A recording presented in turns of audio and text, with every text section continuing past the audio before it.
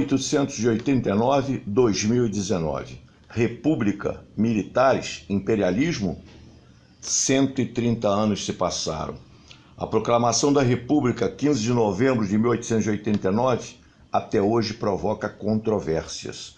Ao mesmo tempo que o episódio mostra sentido e similaridades com outros passados, bem como com o presente do país. Há uma linha histórica sequencial que se repete em momentos de nossa vida política e que chega a nossos dias. Além dessa presença militar, há outros fatores que se repetem: dívida pública e dívida externa crescentes, pouco confiáveis, não auditadas. Influência e dependência de potências imperialistas, Inglaterra e Estados Unidos em especial, às quais aquelas dívidas estão relacionadas. Autoritarismo, impunidade, democratismo e não democracia, no sentido de uma democracia formal, aparente e não material substantiva. Corrupção histórica. E um estado de exceção, Agamben, informal e implícito, onipresente, que não é ditadura nem mesmo constitucional, travestindo-se de Estado democrático de direito, daí capaz de sutis manobras judiciais nada imparciais com essência política. Afirma-se uma república americanizada da espada, autoritária, pouco democrática, eivada de corrupção, com empréstimos vultosos dos impérios, então aqui em disputa, mais tarde compostos e aliados entre si, que logo cederá lugar às velhas oligarquias do café, por sua vez ligadas a interesses imperialistas americanos. Naquela república, liderança militar, vão aparecer imitações assintosas e sem sentido de práticas americanas. Macaquices, diriam os estrangeiros, caso de nomear-se o país Estados Unidos do Brasil, com bandeira que imitava a americana até nas listras. E mais ainda, na Baía de Guanabara, envolvida na política nacional, uma esquadra americana, dirigida pelo contra-almirante Benham, pró-regime, a amedrontar com canhonaços frágeis barcos brasileiros, de militares discordantes da política republicana florianista. O Brasil não é só um baldio abandonado às experiências e avidezas dos aventureiros internacionais. É uma presa voluntária oferecida às liberalidades e intrigas da absorção estrangeira. Operários brasileiros, se não renunciais à vossa terra, olhai enquanto seja tempo pela vossa pátria. Válido para os dias de hoje? Pois é, mas isso assinalava Rui Barbosa em 1910, há 109 anos atrás.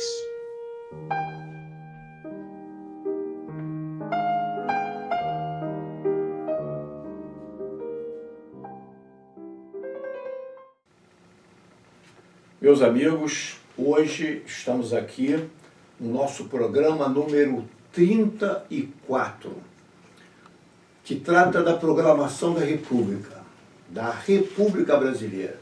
A proclamação em 15 de novembro e as consequências dessa República e as circunstâncias dessa República. Portanto, hoje é um programa especial. Quem nos irá hoje dar aqui uma diretriz geral e uma compreensão maior do programa, embora todos da mesa tenham estudado essas questões, é o historiador e nosso companheiro de programa, Irã Rodel. E os outros companheiros comporão a mesa, a nossa Jane Castelo, a professora Jane Castelo, a professora também de História Regina Duque, o nosso general Bolívar Meireles e eu, Mauro Burlamacchi. Irã Rodel, a proclamação da República. Quais os antecedentes, como você vê os principais fatos dessa República Brasileira ontem e com suas consequências chegando a nossos dias?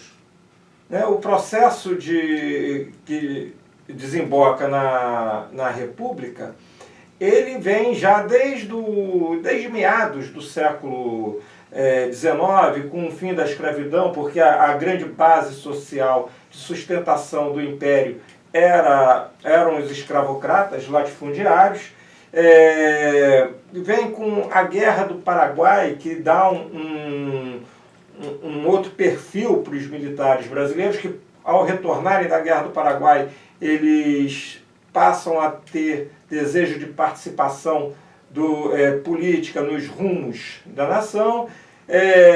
Na questão militar, quando os militares se recusam, inclusive, a participar de captura de escravos que tinham fugido, né? Da questão religiosa, que a Igreja Católica era a grande base ideológica do regime monárquico. Tá? Então, esse conjunto de fatores que antecedem a proclamação da República, primeiramente, ele desemboca numa conscientização da necessidade da República e da necessidade do fim da escravidão. Isso aí é a primeira questão.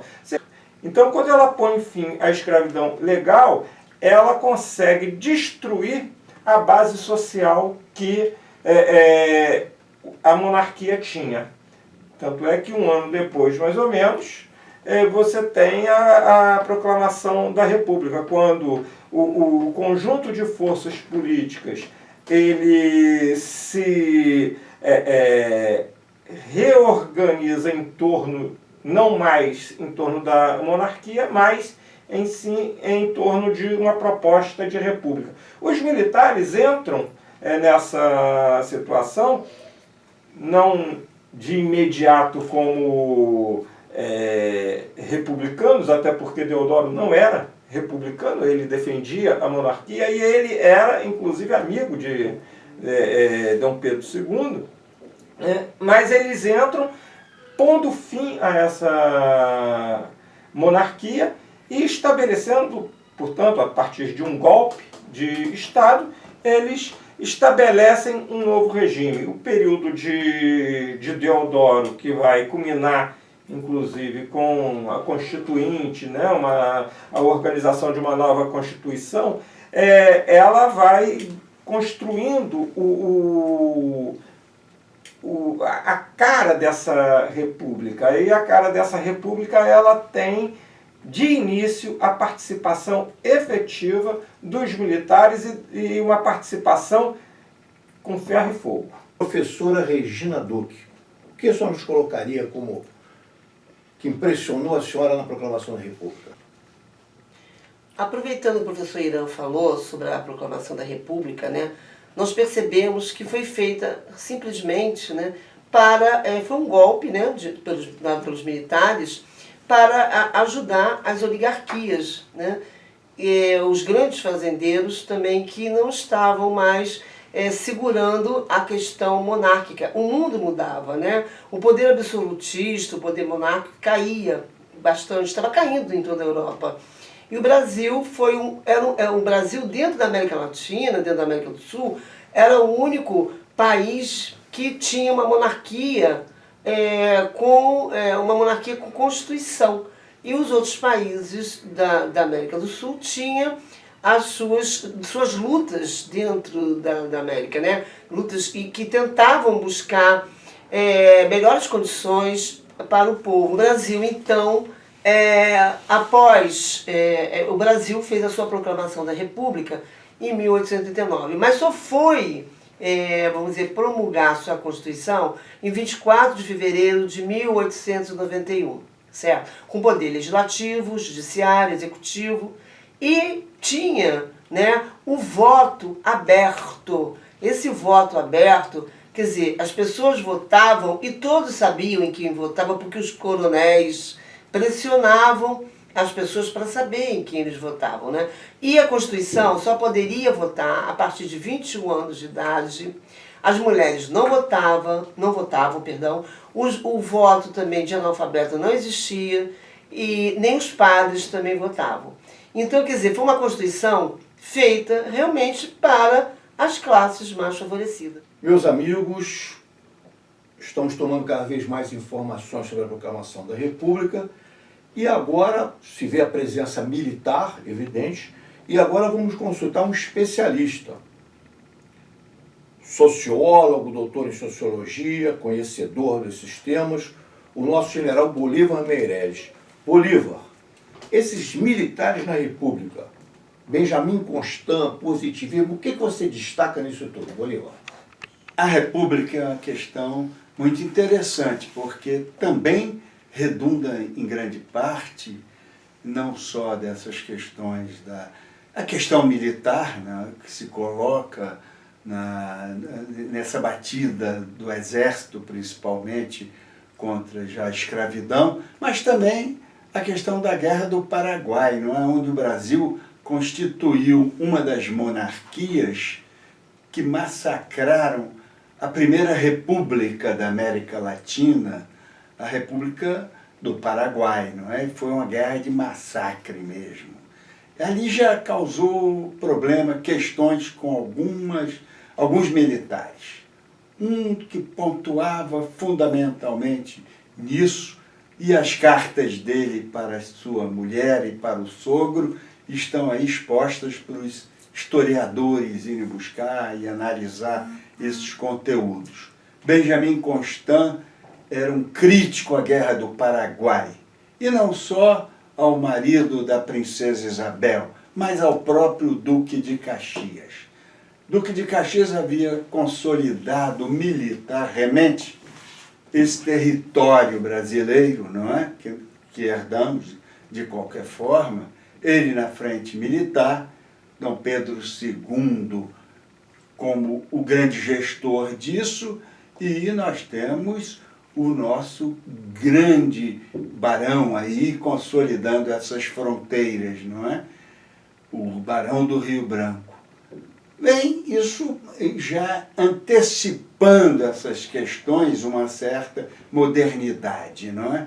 Porque o Duque de Caxias massacrou, em compensação, todos os levantes progressistas também que nós tivemos no Brasil, não é? O Benjamin Constant vinha também de absorver, ele, os seus cadetes, ele como um grande professor de escola militar, e vai ser o primeiro ministro da guerra na República, é Benjamin Constant. Ele influencia ideologicamente através ele já vendo a Revolução Francesa, já vendo essas questões todas que antecipava a questão dos Estados Unidos também, americana, ele já tinha uma visão consolidada. Era um intelectual. Obrigado pelos esclarecimentos, Bolívar, importantes.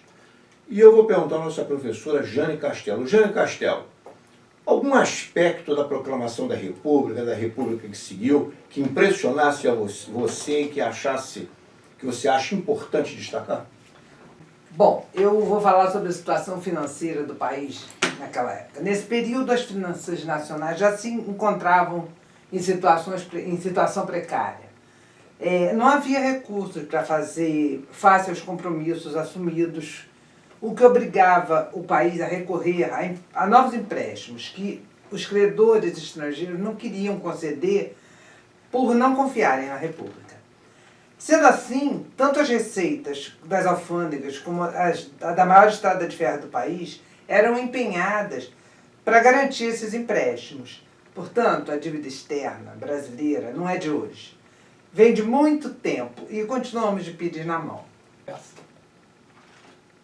Jane, importante que você colocou, que mostra que a dívida pública brasileira vem de longe. Porque nós estamos aí na República, mas já havia dívida com o Império Inglês na independência. E aí eu estava em bilhões de libras, já milhões de libras já aí, e era com os Rothschild, se eu não estou enganado, alguns dos banqueiros ingleses, entre outros. Então nós temos aí algumas características. Primeiro, a dívida pública brasileira, que já vinha do Império Inglês e que agora vai se multiplicar também através de empréstimos feitos pelo Império Americano, que crescia na época disputando a hegemonia com o Império Inglês.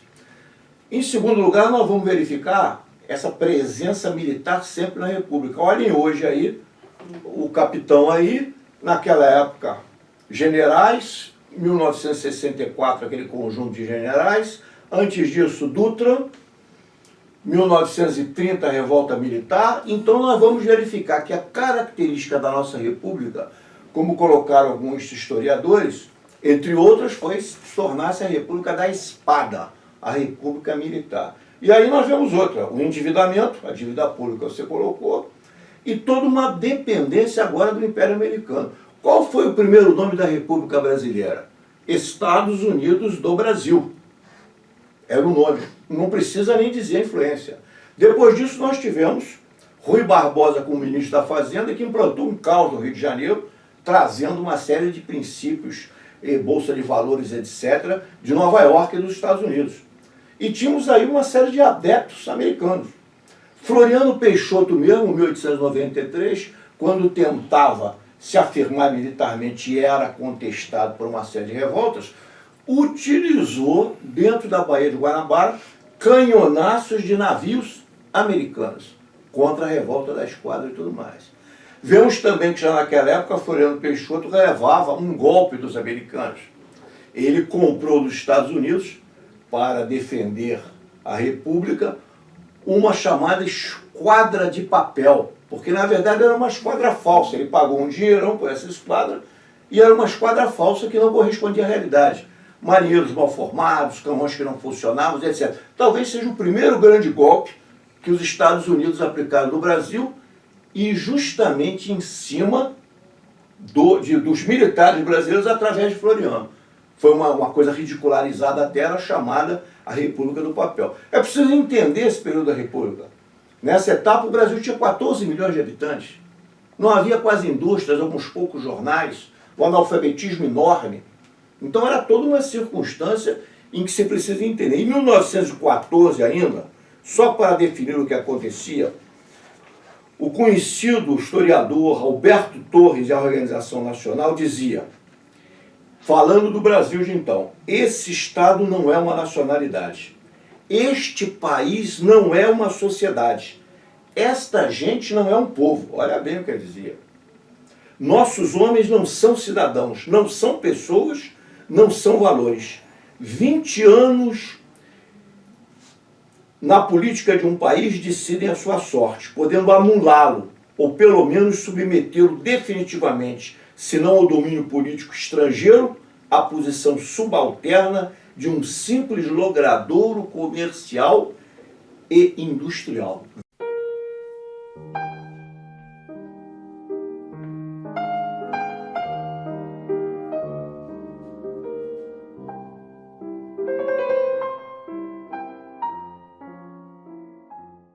Meus amigos, mais informações, cada vez mais informações sobre a nossa República. Professora Regina Duque, que informações a senhora acha importante acrescentar o que já foi dito aqui? O Marechal Deodoro estava até doente já, né, nesse momento da República, e ele faz praticamente essa República por coisas que são feitas por debaixo dos panos, assim, mentiras e aconchavos. Inclusive, no último momento que ele assina o documento da República, é porque ele, é uma coisa tão engraçada, que ele tinha uma relação com uma moça no interior e ele deixou de namorar essa moça porque ela casou com outro. Aí falaram, olha, fulano tá querendo querendo entrar com você, querendo te prejudicar. Ah, eu tenho raiva dele, então assina a República. Então, assim, coisas que foram acontecendo na nossa República, cada vez maior, das oligarquias, como eu falei anteriormente, do café, do leite. Vamos ver que depois, como o general falou, do Tenentino 35, mas anterior a isso, nós vemos assim, São Paulo, Minas, sempre interesses, sempre ligados às classes, às oligarquias, né? Essa é a nossa República, de uma maneira que a gente está podendo dizer e explicar aqui agora. Bolívar Meireles, após esse acréscimo importante, estamos cada vez mais vendo os traços gerais da nossa República. O que você acrescentaria ao que foi dito à mesa e ao que você antes colocou sobre os militares? Bem, eu acrescentaria uma figura importante da República que foi passada rapidamente, que foi a figura do Marechal Floriano Peixoto, que assume o poder do Deodoro bem discutível se poderia ou não ter assumido, mas o fato é que ele assumiu e tratou um pouco mesmo com mão de ferro. Não é? Ele era até chamado Marechal de Ferro, não é? Nominado Marechal de Ferro. Esse é um fato. Outro é a questão da colocação do serviço militar obrigatório, liderado pelo poeta Olavo Braz Martins, dos Guimarães Bilac. É uma crítica que se faz àqueles estancieiros, aquelas figuras da aristocracia rural, que não mandavam seus filhos para a guerra e mandavam escravos para a guerra. Então, nessa questão foi avançada a questão do serviço militar obrigatório. Um outro sentido interessante, viu? Porque é a carta que o Major Solon Ribeiro, sogro de Euclides da Cunha, não é? Vai levar o imperador com a ordem do imperador deixar o Brasil com sua família. E ele vai acompanhado do tenente, que era o avô do Fernando Henrique Cardoso, o tenente Joaquim Inácio Cardoso, vai com o Major Solon Ribeiro e entregam essa carta. E sai um poema, porque Pedro II era um pouco poeta também. E ele escreve em poucas linhas: serenamente aguardarei em meu jazigo a justiça de Deus na paz da história.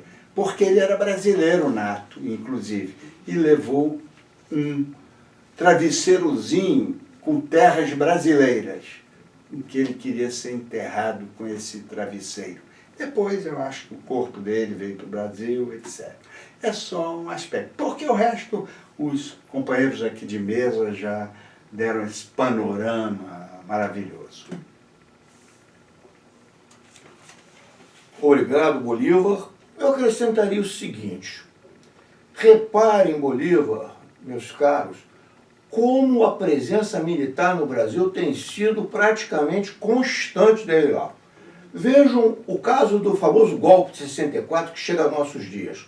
Militares de todas as partes. Agora vejam aqueles que se opuseram às diferentes posições oficiais, vamos dizer, dos militares. Nós tínhamos de um lado Eduardo Gomes, Lott, do outro lado. Tivemos aí Góes Monteiro. Mas quem nós vimos do outro lado? Luiz Carlos Prestes, Giocondo Dias, que era também um militar cabo, Agildo Barata, como? Gregório Bezerra. Gregório Bezerra, entre outros. Então é algo para... E o famoso Lamarca, que está aí. Então vejam que... Apolônio também. Apolônio de Carvalho. Apolônio de Carvalho. E vários que se levantaram nos quartéis também. Então vejam que nós tivemos, de um lado e de outro desse contexto, um conjunto de militares. E hoje nós temos o que nós estamos assistindo no poder? Militares.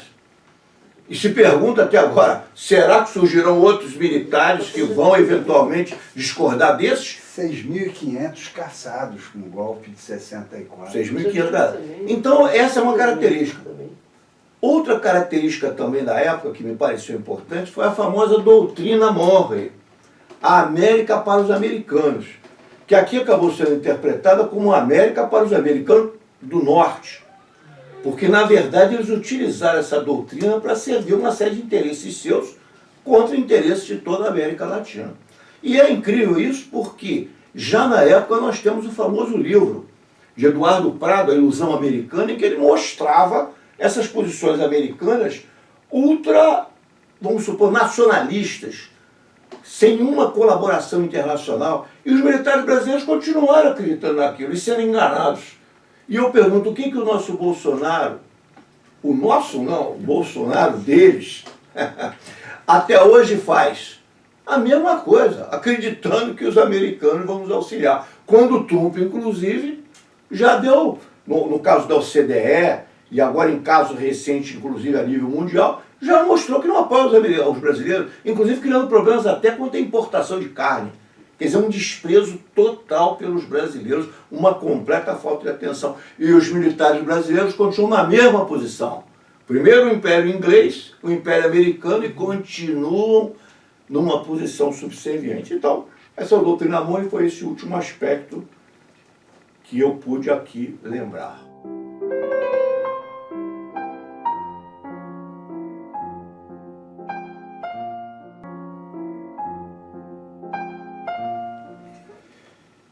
Meus amigos, vamos agora à nossa dica das dicas. Hoje o tema, Proclamação da República e a dica sobre a República. Qual a dica que você tem para nos dar? A Jane. Bom, a dica de hoje é a seguinte. A Casa Histórica de Deodoro, ela fica no Campo de Santana, na rua... Aliás, na Praça da República, 197, no centro. E ela mantém uma exposição permanente sobre o Proclamador da República. E faz parte do nosso roteiro cultural da cidade do Rio de Janeiro. As visitas são de terça a sexta, das 10 às 16 horas, e a entrada é franca. Quando a opressão aumenta, muitos se desencorajam, mas a coragem dele cresce. Ele organiza a luta pelo tostão do salário, pela água do chá e pelo poder no Estado. Pergunta a propriedade: de onde vens tu? Pergunta as opiniões: a quem aproveitais? Louvor do revolucionário de Bertolt Brecht.